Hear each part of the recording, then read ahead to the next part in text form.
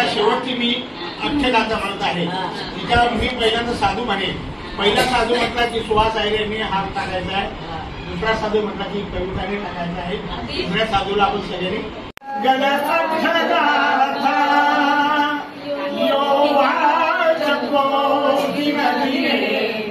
सरते मतंदी हित्वानित विविधान निचुपद्वाणी मोखं सुखं अधिगमय नरो सपय्यो साधु साधु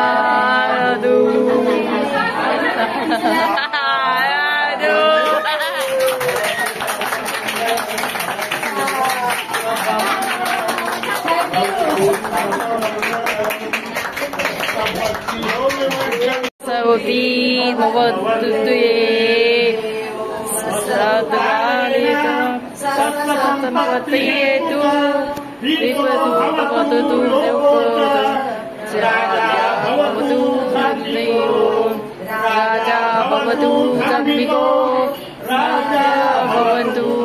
Amrito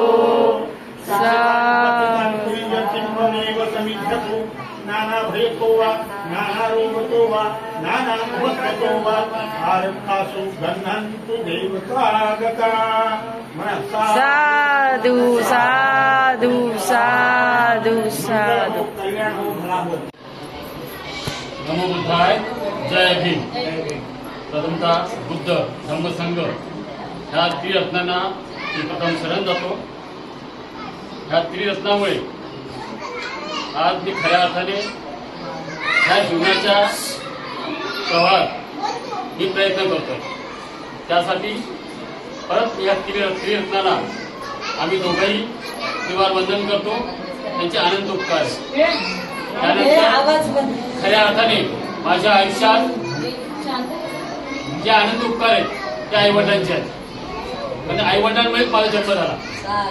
आणि आज जी काही मी बघतोय हा तो सोहळा आहे. हा जर माझा जन्म झाला नसता हा सोहळा सुद्धा मी करू शकलो नसतो. त्यामुळे अनंत उपकार त्या आईवडिलांचे आहेत. त्यांनी जन्म दिला. ज्या ज्या काही चांगल्या गोष्टी माझ्या आयुष्यात होतात आहेत त्याचं सगळं श्रेय माझ्या आईवडिलांना आहे.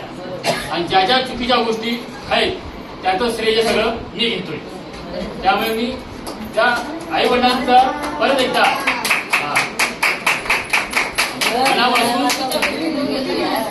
त्यानंतर माझ्या आयुष्यात तिचा कल्याण मित्र आहे माझी पत्नी मीनानी सैदी. तर माझ्या आयुष्यात तिच्याकडनं मी फार आदर्श घेतला, प्रेरणा घेतली. आज जर मी शिकलो असेल तर तिच्याकडनं मी प्रेरणा घेतली. आपण जेव्हा लग्न करतो 26 वर्षापूर्वी मी लग्न केलं तेव्हा ते लग्न कसं होतं. त्या लग्नाच्या वेळी माझ्या फक्त बघण्याचा उद्देश काय होता काही पती पत्नी आकर्षण आहे. अनेक परिवार मला जोडायचा आहे. मी फक्त त्यावेळी हा माझा होता. पण आमच्या दोघांच्याही अपेक्षा बिलकुल होत्या. कारण मी मानसिक रुग्ण होतो. माझ्या पत्नीला आई वडील नव्हते. त्यामुळे आमच्या अपेक्षा बिलकुल नव्हत्या. पण तरी काही जीवनात फक्त एक लग्न केले पण लग्नाचा उद्देश सर्वांचा काय असतो एक पती पत्नी स्त्री आणि पुरुष आकर्षण असतं आणि आपला एक परिवार चालवायचा. आणि त्यावेळी आपण जे काही पंचशील घेतो त्या पंचशीलचं आपण आचरण करत नाही.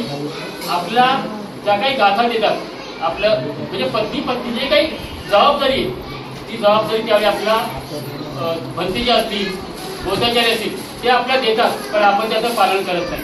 त्यामुळे आपल्या जीवनात ज्या काही अडचणी येतात त्याला कारण तेच. जेव्हा आम्ही पंचशीलचं पालन करत नाही किंवा जी जबाबदारी एक पत्नीची जबाबदारी किंवा पतीची जबाबदारी त्या पूर्ण न केल्यामुळे आमच्या आयुष्यात त्याचे काही उतार चढव येतात. चांगले येतात तर ते मी शिलाचं पालन करत आहे. जर तुम्ही चुकीचं करते तर शील पालन नसल्यामुळे किंवा आपल्याला जे काही जबाबदारी दिली ते मिळत नसल्यामुळे आपण ह्या आपल्या आयुष्यात आपले संकट येतात.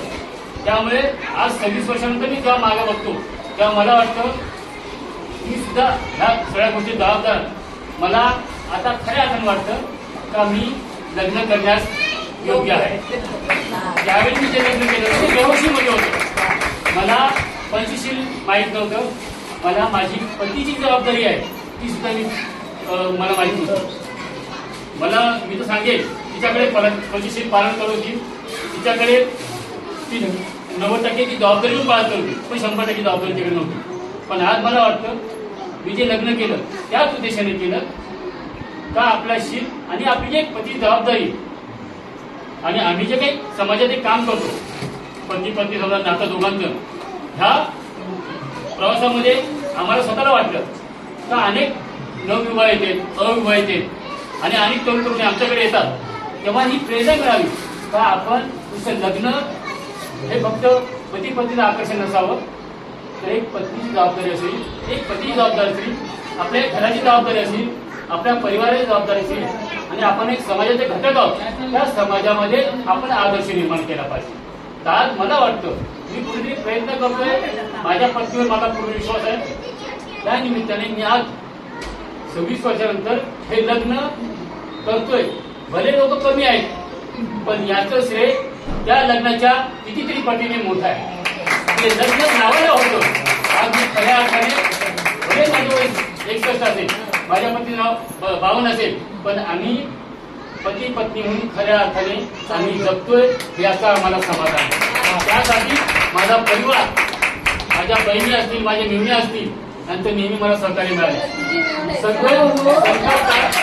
संकट काळ पण मिळाले आणि जेव्हा चांगलं आदर्श गाव पण मिळाले. माझे भाचे आहेत, माझ्या भाची आहेत, हे भाची त्यांचा नेहमी मला सहयोग असतो. माझ्या भाची तर मला मुली समान आहे आणि आज त्या खऱ्या अर्थाने मी त्यांना मुलीच मानतो, काही गोष्ट नाही. त्यामुळे हा परिवार, हे मित्रमंडळी आहेत. आज मी खऱ्या अर्थाने मी जेव्हा काही थोडंसं विचार करेल, यादवजींचा विचार करतो, त्या ताई बसल्या, आम्ही त्यांना मोठे बंधू मानलो आणि आज ते मोठे बंधूच्या ठिकाणी ते उपस्थित नाही. ह्या गोष्टी सर्वांसारखे नाही, पण ह्या गोष्टी घे. आज तो होय, तो माझा मुलगा कुठला आणि तो नेहमी शब्दाला आवाज देतो. तर हे जे काही नातं आहे, हे नातं आपण विश्वासाने तयार झाले, एका चांगल्या गोष्टीने तयार झाले.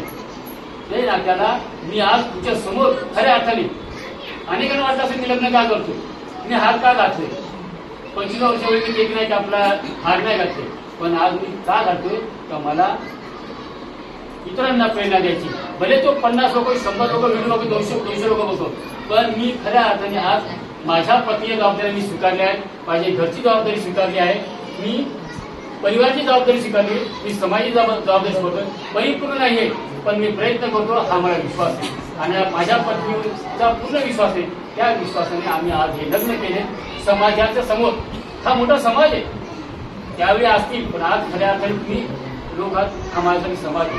त्यामुळे तुम्ही आलात, तुमच्यामुळे ह्या कार्यक्रमाला शोभा वाढली, तुमच्यामुळे हा सोहळा महासोहळा झाला, तुमच्यामुळे हा छोटा कार्यक्रम मोठा झाला. तुमचा सहयोग नेहमी पहिले पण होता, आता पण आहे आणि पुढे पण असणार. इथे मी थांबतो. कदाचित माझ्या बोलण्यात काही चुकलं असेल तर सर्वांनी मला छोटा मानून आशीर्वाद देऊ.